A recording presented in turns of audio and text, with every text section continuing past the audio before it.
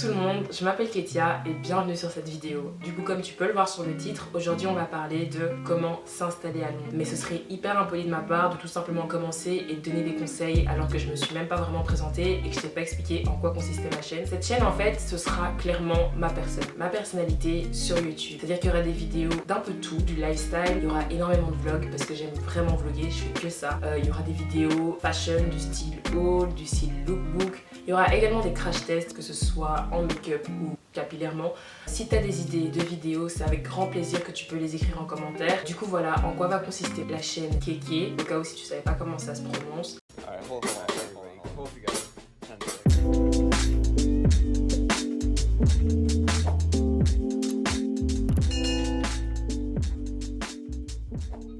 Le premier conseil que je peux te donner si tu as envie de t'installer à Londres, c'est de savoir en fait pourquoi est-ce que tu déménages. Pourquoi est-ce que tu veux emménager dans ce pays ou dans cette ville. Parce que dépendamment de ton but, en fait tes recherches seront totalement différentes et tes démarches aussi. Est-ce que tu viens pour étudier? Est-ce que tu viens t'installer ici, travailler, voilà, trouver du travail ou pour découvrir et apprendre la langue? Pour ma part, moi je suis venue ici à Londres pour étudier. Donc la première démarche que j'ai dû faire, c'est trouver mon université. Alors comment j'ai fait? J'ai tapé sur Google Université Londres.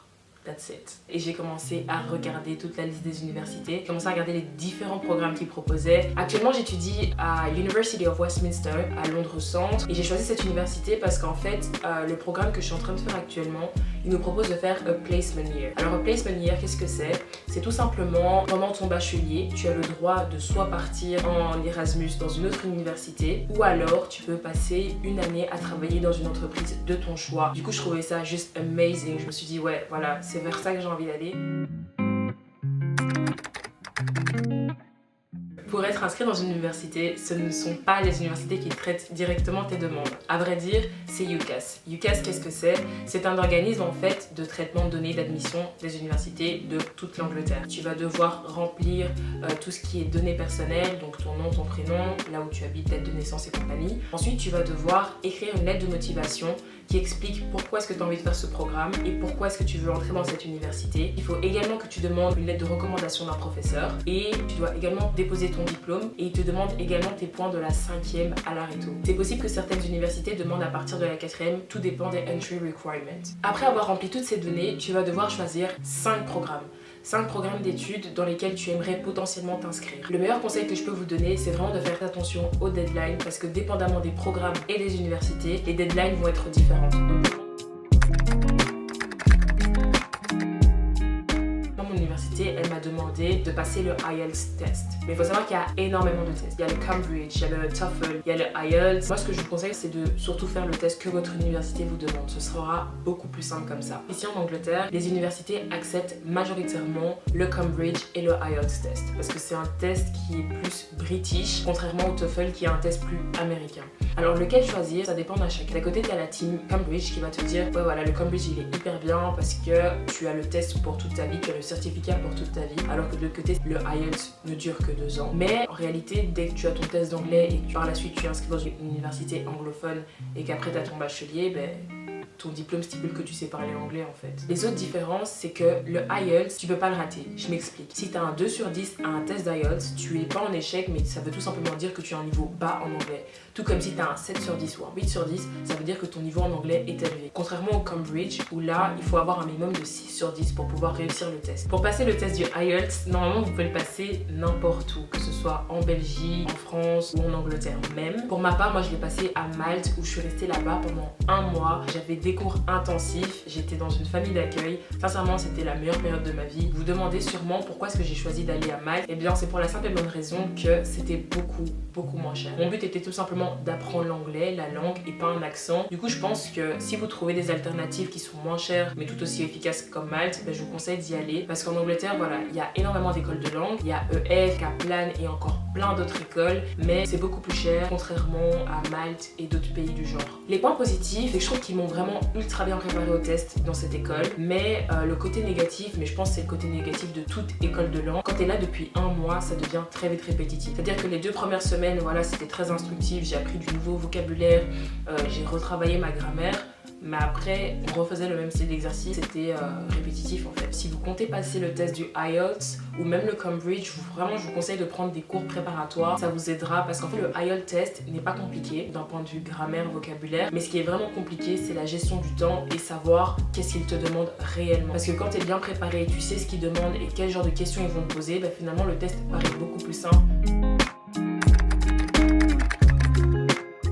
Maintenant, si tu es venu ici pour travailler, la première étape pour toi, ça va être en fait d'avoir ton National Insurance Number. C'est un numéro qui te permet en fait de pouvoir travailler ici en Angleterre et les employeurs ne peuvent t'engager si tu n'as pas ce numéro. Du coup, ça va vraiment être ta première étape. Tu vas devoir les appeler, le service en fait de Insurance Number. Et ensuite, ils vont te donner un rendez-vous. Ils vont te poser 2-3 questions voilà, pour savoir voilà, pourquoi est-ce que tu veux avoir ce numéro, qu'est-ce que tu vas faire et compagnie. Par la suite, ils vont te donner ce numéro-là et ensuite, tu peux directement aller postuler, envoyer tes CV. Moi je pense que le meilleur moyen pour avoir un job, soit c'est de connaître des gens qui sont déjà dans un certain secteur, ou alors tout simplement sur internet.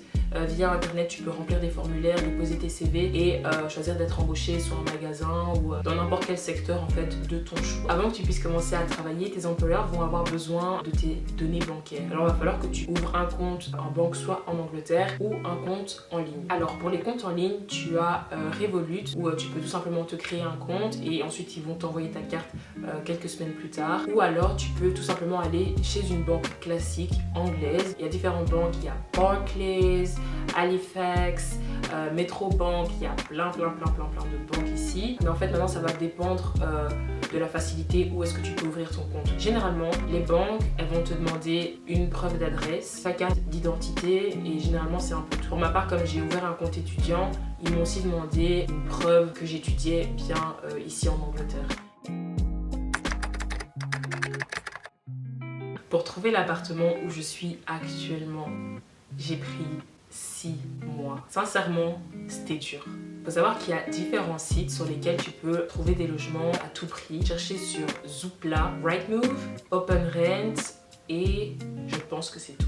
Pour ma part, mon site préféré c'est OpenRent. Pourquoi? Parce que sur ce site, il y a énormément de features, c'est-à-dire que tu peux dire directement si tu es un étudiant, la gamme de prix que tu recherches, la zone dans laquelle tu veux vivre. Et ça c'est un bon point, pourquoi? Parce que je me suis déjà retrouvée dans une situation où j'ai trouvé un appartement qui était juste génial et juste parce que j'étais étudiante, on me l'a refusé. Parce que voilà, il y a certains landlords qui ont le droit en fait de ne pas vouloir louer à des étudiants. 2 mois avant que l'école commence, j'ai pris plein de rendez-vous et de visites avec différents landlords et là en fait je suis partie une semaine en Angleterre avec ma maman et ma soeur et on a commencé à visiter en fait tous les appartements. Alors vraiment faites attention avant de signer un bail parce que en ligne voilà certains appartements peuvent être hyper beaux, hyper cute et finalement quand vous arrivez en live et que vous voyez la chose c'est totalement différent. Pour ma part j'ai vraiment eu des surprises, j'en garde vraiment un mauvais souvenir parce qu'il y avait vraiment des appartements, je me disais mais comment est-ce que vous pouvez faire louer des choses comme ça à des étudiants? Non en fait, vraiment donc faites attention, on ne cessera de vous le dire, je suppose que voilà les gens vous le disent mais je vous le redis encore, ne signez pas un bail si vous n'avez pas vu l'appartement et que vous n'êtes pas sûr à 10 000%. J'ai trouvé mon appartement en septembre, donc après 6 longs mois de recherche, j'ai emménagé le même mois avec ma soeur. Par contre il faut savoir que quand vous n'êtes pas based in UK et que vous voulez habiter dans un appartement qui n'est pas spécialisé pour les étudiants, malheureusement, la plupart des landlords vont vous demander de payer 6 mois de loyer en avance ou des fois jusqu'à 1 an de loyer en avance. Mais ça, ça va pas en fait, il y a des limites, il faut pas tout accepter non plus. Mais ils ont le droit, légalement, ils ont le droit de vous demander 6 mois de loyer en avance ou 1 an de loyer, surtout si vous êtes étudiant et que vous ne travaillez pas en fait. Pour le coup, si vous voulez pas payer 6 mois de loyer en avance, il y a toujours l'alternative d'aller dans des logements étudiants. Donc en fait, ce sont des compagnies qui font louer des appartements spécialement pour les étudiants. Alors il faut savoir que voilà, des fois c'est des chambres, des fois c'est des studios, ça dépend. Des fois vous pouvez partager votre chambre avec une autre étudiante ou tout simplement partager les pièces communes comme la salle de bain, la cuisine, le salon, on va dire, le coin living, voilà. Mais sinon vraiment ce sont vraiment de chouettes appartements pour la plupart, ou alors il y a la dernière alternative qui est de vivre sur le campus. Mais si vous voulez vivre sur le campus, je vous conseille de vraiment vous prendre à l'avance parce qu'il y a énormément d'étudiants en fait qui sont sur la liste d'attente et qui finalement se retrouvent sans logement. Enfin des histoires vraiment à dormir debout. Du coup, prenez-vous à l'avance. Si vous avez besoin de sites, c'est avec grand plaisir que je mettrai tous les sites que je connais par rapport au logement étudiant en barre d'infos. Et le dernier conseil que je peux vous donner, c'est de choisir votre logement le plus proche de votre lieu de travail ou de votre université. En fait, c'est que si vous habitez loin, ça veut dire que vous allez devoir utiliser les transports et les transports, c'est un coût ici à Londres. Comme je disais précédemment, il est favorable d'habiter le plus proche de son lieu de travail ou de son école parce que voilà, tu payeras beaucoup moins cher les transports. Il faut savoir que Londres en fait est divisé en zones. C'est-à-dire il y a la zone 1 qui est le centre et ça va jusqu'à la zone 9. Voyager par exemple de la zone 1 à la zone 2 coûtera beaucoup moins cher que voyager de la zone 1 à la zone 9. Autre chose aussi à savoir, c'est que pour utiliser les transports, vous avez besoin d'une Oyster Card.